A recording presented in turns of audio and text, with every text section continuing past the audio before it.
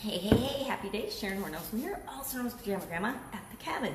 Today, let's talk about the expression through the grapevine. I couldn't find a grapevine in the filters and the frames, so I just picked fall leaves or whatever. It looks like falling fruit, actually, not just fall leaves, but it's very festive, very fall-like, very Oktoberfesty, which I happen to be at Oktoberfest this weekend at the cabin. So, through the grapevine, where does this expression come from?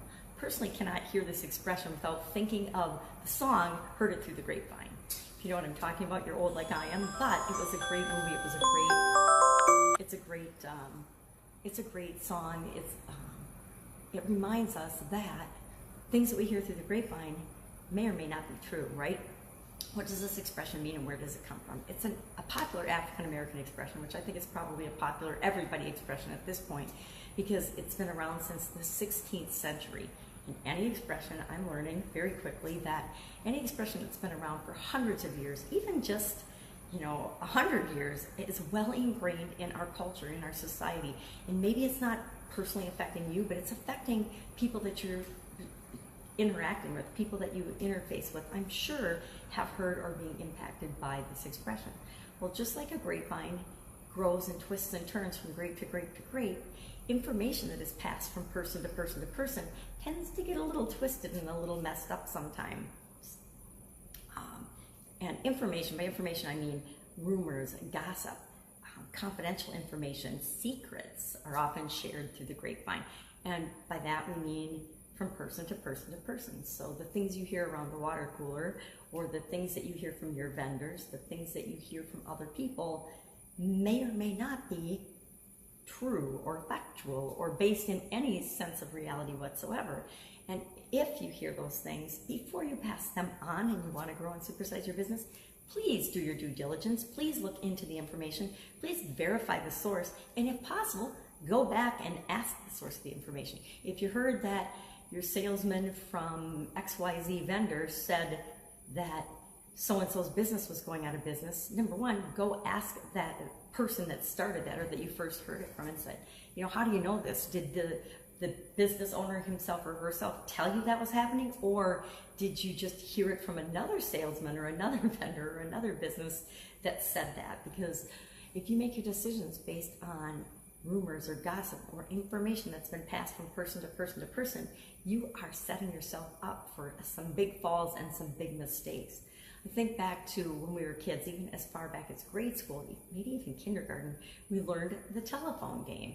And the teacher would we'd all sit in a circle, the teacher would tell the first student in the circle a secret, a sentence or something. And usually it was just one sentence. And that sentence would be passed from child to child to child to child until the last child would say out loud what they had heard. And inevitably, what they heard versus what the teacher started out with for the sentence were entirely different. They weren't even related. And the more people in the line, the more unrelated the two things were. The same is true with us as adults, and especially when we're running our businesses and trying to grow our businesses. I've experienced this in corporate America. I've experienced it with my businesses. I've experienced it in my personal life, in different organizations, and just with friends, groups of friends. One friend says that another friend's going through something, and you don't even know it's true. I remember when I was getting my divorce.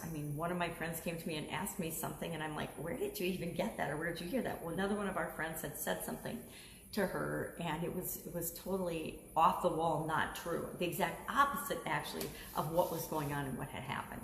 And I've experienced that so many times in my life, and I believe you probably have too. Ask yourself, have I experienced and heard information that I might have acted upon that I didn't go back and verify the source? I'll tell you what, early on, I made that mistake once or twice and got burned by not verifying and looking into the story, the information. I think it was probably my personal life is where I got burned the first and the most with that. And then I learned that if it's going to burn me in my personal life, it can definitely hurt me and burn me in my businesses or my professional career in corporate America, and I wasn't going to let that happen.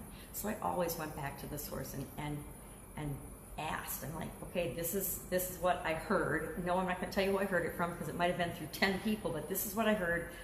Is this so? Is this coming from you? And what is it? And then I would ask myself, what does it mean to me, if it means anything to me? Because a lot of times the stuff we hear, the information we hear, the nonsense we hear, not only is it distorted, but it doesn't have anything to do with us or our business or what we're doing or our direction. And so do we really care? I don't really care. I have like no time and no energy for gossip and what other people are doing. I'm busy creating what I want to create in the world. And so, if I can help and support them in any way, people that are having a hard time, I will do that. But as far as does it impact what I am personally doing to my business, unless it's my customers and I'm trying to find better ways to serve, no, it just doesn't. So the things I hear through the grapevine are just things that kind of tend to go in one ear and out the other, unless it's something I need to do due diligence on, investigate, and find out, is it something I need to know? Is it something that's important? And is it even founded in any sense of reality or fact? Or is it just one of those things that's changed as it's gone through the telephone game? So go out, have an awesome day. Don't spread gossip, don't spread rumors, don't be part of the grapevine until you verify things. And have an awesome day, build your business, mind your own business. I really want to say, mind your own business and everything will be okay. Catch you tomorrow, have an amazing day.